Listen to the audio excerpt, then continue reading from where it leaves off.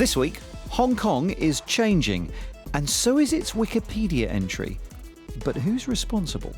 Bringing the Vikings to life for schools, and, how many LJs do you need on a song?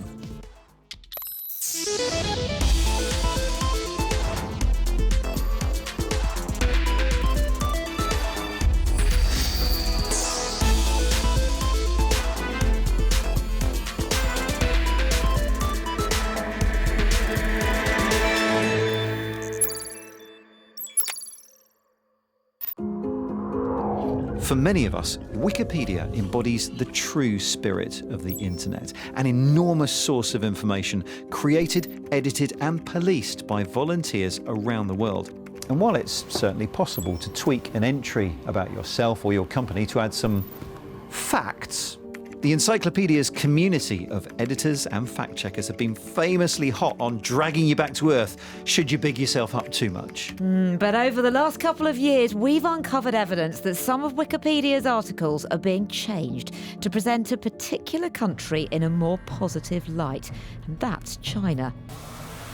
You remember what Carl Miller found when we sent him to Taiwan? Yes, articles about Taiwan's independence were being edited to swing more in line with China's view. Although Carl did point out that these views aren't lies. After all, who is Wikipedia to override the opinions of many people in the most populous country in the world? Well, now, a Click investigation has found evidence that Wikipedia articles about Hong Kong are also being changed to be more pro-China. And the situation has escalated to the point where Wikipedia's governing body has suspended several pro-Beijing editors for abusing the platform. So Carl and Danny have teamed up to ask whether Wikipedia's open knowledge goals are really compatible with a world where different countries have different views on the truth. Tear gas which is being fired, you can see from above, behind them. The riot police have these two water cannon trucks. In Hong Kong, Beijing has been clamping down on dissent since the start of the protests in 2019. The clashes between the police and pro-democracy demonstrators may have subsided for now, at least. But the same cannot be said for the online world, where the battle for the narrative still continues. Furious edit wars have been raging behind the scenes on Wikipedia between pro-democracy and pro-Beijing points of view. Our team of investigators have spent weeks looking into these edits, mostly in Chinese languages, but also some in English. This article is about the Yuan-Long attack in 2019, which saw around 100 men wearing white shirts attacking people in a transport station. There were allegations that these men both had triad connections, but were also in cooperation with the police, ultimately backed by Beijing. But on the Chinese Wikipedia page of the incident, the second of these pictures was removed, and then 2 days later, well over 100 further edits was made to the page. Changes were being thrown back and forth between words such as rural fractions to terrorists, or conflict replacing terror attack. But worse still, the edit wars seem to have taken a nasty turn. There were reports of threats being made to editors who were contributing what are at least seen to be pro-democracy edits. Messages on private chat channels were designed to strike fear, which led to 7 pro-Beijing editors being banned from the site. Some for the threatening messages and some accused of propagandizing the Chinese narrative. These are edits that usually look at the events from a Western prism and what Chinese editors deem biased. But to get a sense of just how real the situation is on the ground right now, we asked our BBC Hong Kong correspondent Danny Vincent to dig deeper.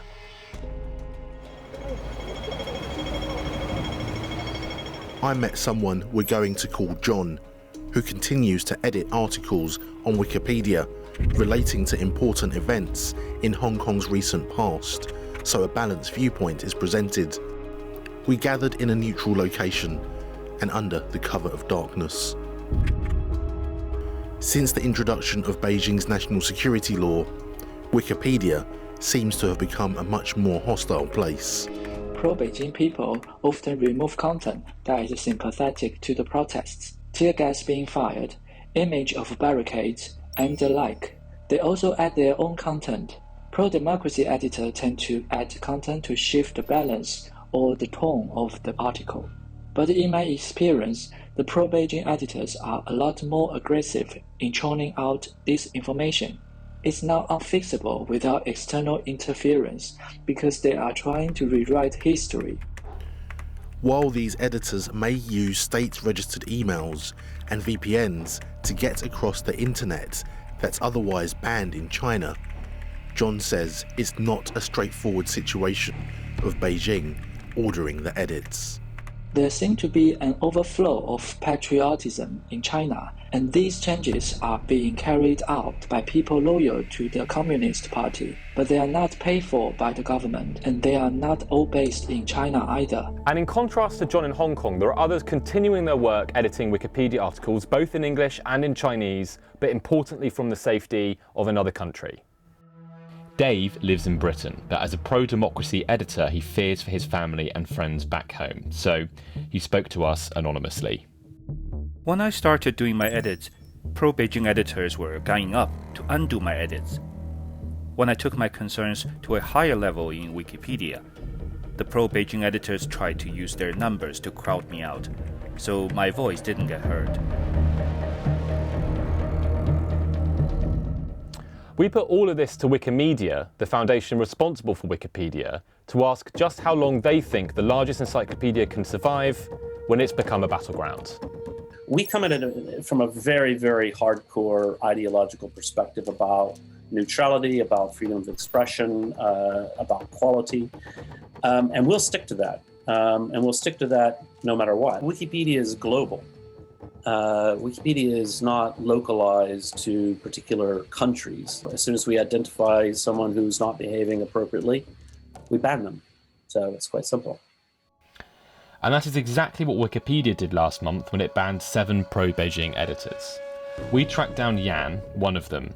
He lives abroad now, but he used to organise events in China, teaching citizens there how to edit Wikipedia. He denies misusing the platform and says that the removal of active pro-Beijing editors is detrimental to the neutrality of Wikipedia as a whole. Wikipedia, especially Chinese Wikipedia, is a balance. The anti-Beijing forces and the pro-Beijing forces must maintain a balance, and people agree on a compromise in order for the project to proceed. And the thing is, you're removing one side you're removing the pro-Beijing voices from this platform, and of course the balance is going to tilt towards the anti-Beijing forces within Wikipedia. As it turns out, and I have deep experience talking to people all over the world and meeting Wikipedians, the idea that people in China, for example, are so brainwashed that they can't even conceive of the idea of neutrality is just completely false. So many people are able to say, okay, here's my view of the world, but I understand there are other views of the world, and that an encyclopedia should present an explanation of all these various viewpoints in a fair way. The way Wikipedia works is that whilst anyone can edit an article, higher level administrators act as the ultimate decision makers. They are vetted and elected by a community of writers within each country, which Wikipedia says is crucial to preserving the integrity of the People's Encyclopedia. But yet, in recent weeks, 12 administrators from mainland China have each had their Wikipedia privileges revoked. Those administrators, they were elected fair and square even years ago or decades ago. They were elected by the community. From Yan's perspective, Wikipedia is still missing the Beijing viewpoint. So he is setting up an alternative to Wikipedia in China, albeit one that will be censored. We are going to basically use all Wikipedia's content, Chinese Wikipedia's content, and we build a mirror site. We build a fork of Wikipedia in China. It is going to be better than Wikipedia's current competitors in China because we're providing good information from just abstracted from Wikipedia in China, and people will have a better platform to actually write about encyclopedia articles. The biggest thing that's preventing mainland Chinese people from expressing the viewpoint of mainland Chinese people is the Chinese government, who don't allow them to edit Wikipedia. So the idea that we're somehow excluding China is absurd. We welcome with open arms editors from China.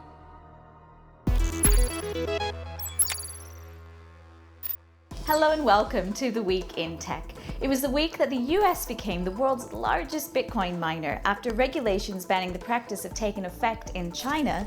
defence company Ghost Robotics added an assault rifle to a robot dog, and Australia's space agency announced its first mission to the moon. It will collaborate with NASA on building a 20-kilogram rover to collect lunar soil containing oxides. Separate equipment will be used to try and extract oxygen. In other space news this week, Star Trek Captain William Shatner became the oldest person to launch into space. The nonagenarian was a passenger aboard Jeff Bezos' Blue Origin rocket. It's the second successful crew trip into suborbital space for the company this year. Flying taxi firm Vertical Aerospace says its cars will be in the skies in the UK by the mid-2020s. The mini aircraft are mission-free and would be able to transport 4 people at a time at speeds up to 120 miles an hour. Artist Annika Yee's new exhibition was unveiled at London's Tate Modern Museum. Called In Love with the World, it features robot sea-like creatures called aerobes floating around the human visitors. The exhibit is open till mid-January next year. And finally this week, another robot sharing space with humans, this time in California. Meet Leonardo, or Legs on Board Drone, LEO for short. Researchers at Caltech wanted to create a bipedal robot that can jump and fly to develop a new form of locomotion. Leo can also ride a skateboard and walk on a slackline.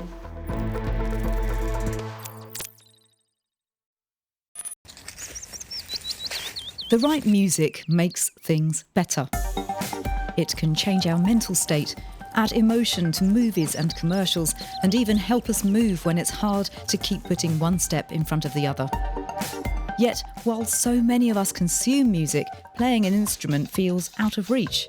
But you no longer need 10,000 hours to create something beautiful. You just need a different kind of instrument. This is the Harmony Engine, adding layers of extra vocals to my voice in real time. The programme first recognises which note I'm singing and then adds layers based on music theory or even user input.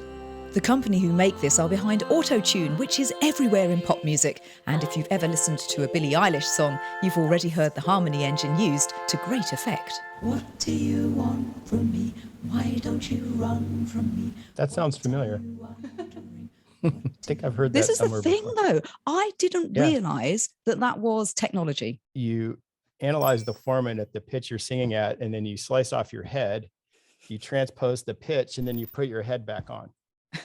And so that's kind of how it works in like a really silly sort of explanation. The new product, Auto-Tune Slice, has only been out a week. It automatically cuts a vocal melody into a playable musical keyboard. But is all this tech taking too much skill out of music creation?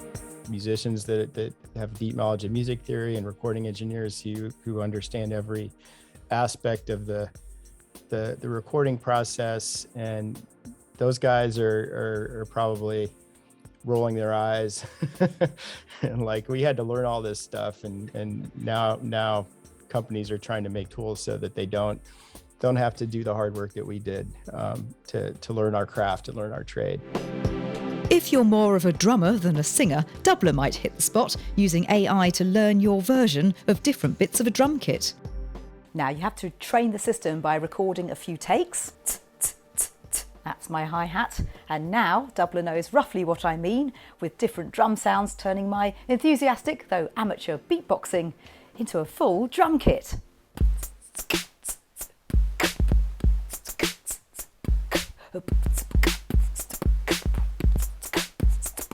Unlike many music plugins, Doubler also works without needing any external audio software, though it does work with digital audio workstations. This is the newly released Uno Synth Pro, which glories in its analogue sounds, juicy and rich, which at around £550 or $750 for the desktop version might prove a bit too rich for a beginner, though it's easy to make something sound good with very little effort. So here we go. Nice. And you can change the feel of this sound by using these bits. Lowering the barriers to creativity can help musicians who struggle with mobility. Like Yurina, an avid pianist who is connected to a respirator and unable to leave her house. So she's controlling this grand piano at Yokohama City Hall remotely. It's part of a project between Yamaha and the Tokyo University of the Arts. When Yurina presses a key, the Daredemo auto-accompanied piano plays along with her. She practiced playing her side slightly ahead of time, as it takes about 100 milliseconds for her piano signal to reach the concert hall.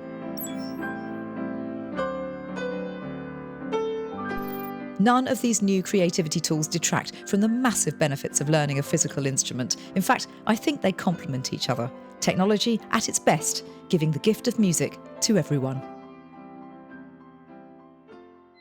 Now, most of us have had our lives impacted by cancer in some way. I have, I know that you have too. Yep.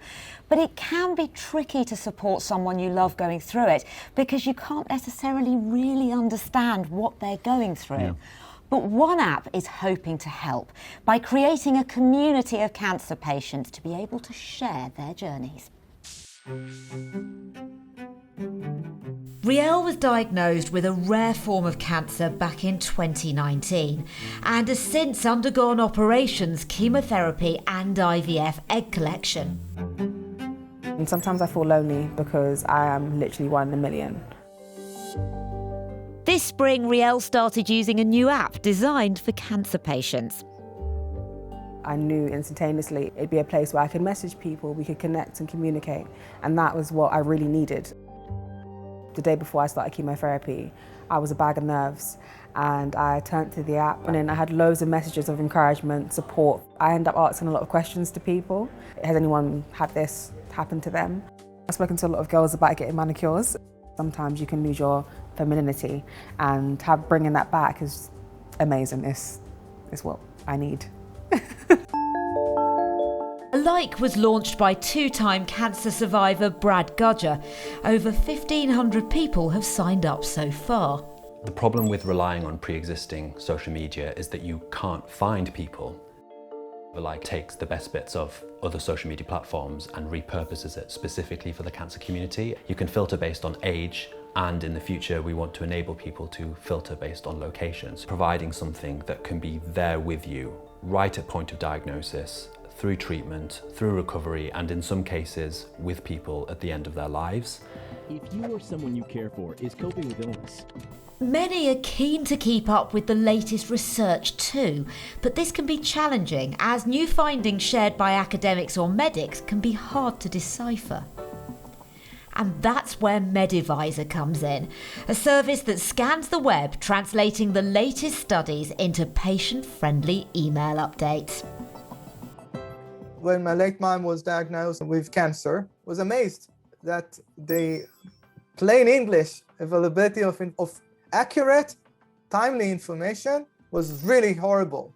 So how does the process work? I take it you've got a team of people who are actually collecting all this information and then translating it into something that people can understand. It's a combination of algorithms that are crawling the internet, prioritizing information based on algorithms of what is important, and also people that are assisting the machine to refine this conversion from scientific language into almost layman terms. Its basic service is free for patients, but the company is funded by paid versions, including one for private doctors. Taking matters into your own hands, though, can have its downsides.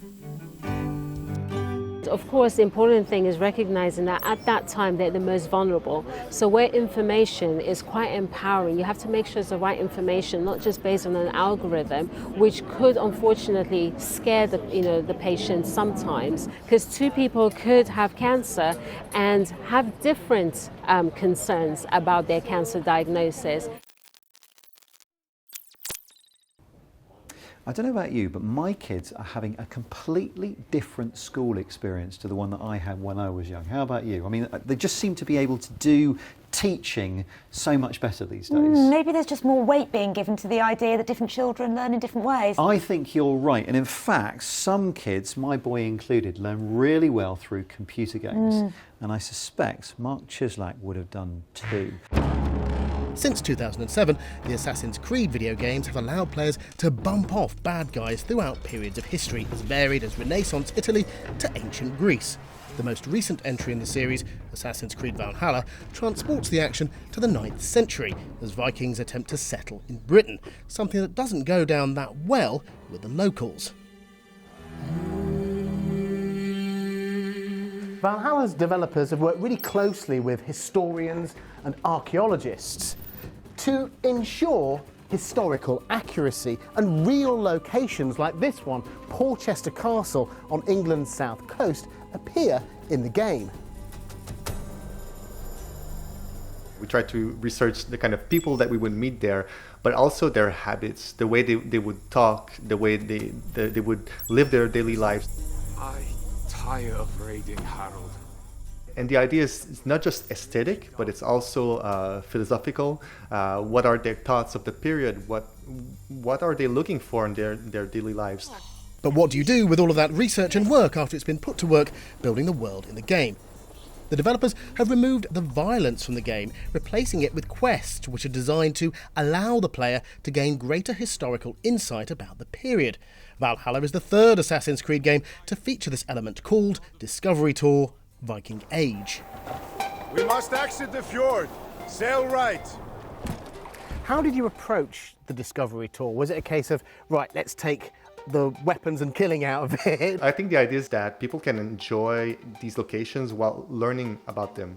And we've created these quests that are based really around empathy, because video games have a strong component to make people learn, because we feel what our avatars and what the characters are living through.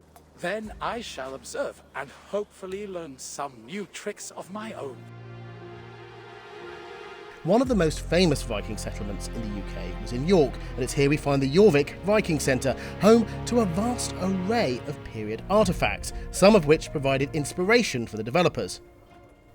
And it's here we also find writer and broadcaster Danny Wallace. He's had a long association with the Assassin's Creed series, providing the voice of one of the game's characters, historian Sean Hastings. Hello, am I speaking out loud? Hello? I think back to my history lessons at school, and a man or a lady would stand up and they would talk to me for a very long time about crop rotation or spinning jennies. And all I can remember is that you have to leave one field fallow. That's very important.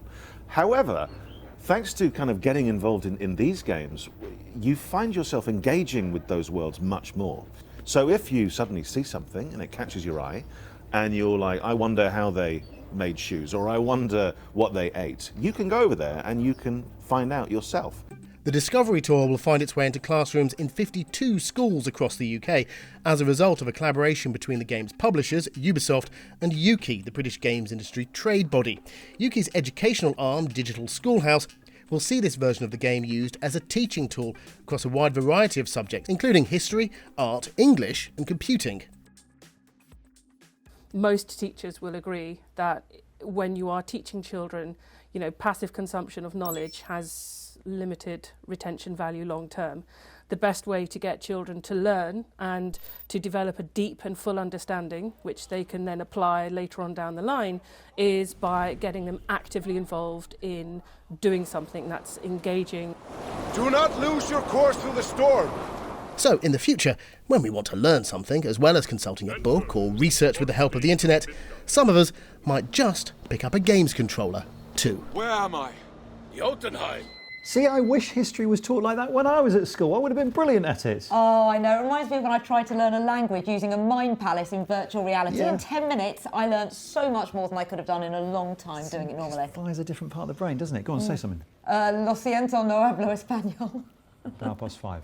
Yeah? Good. Anyway, that's it from us for this week. As ever, you can keep up with the team on social media. Find us on YouTube, Instagram, Facebook and Twitter at BBC Click. Thanks for watching and... Hasta luego. Bye.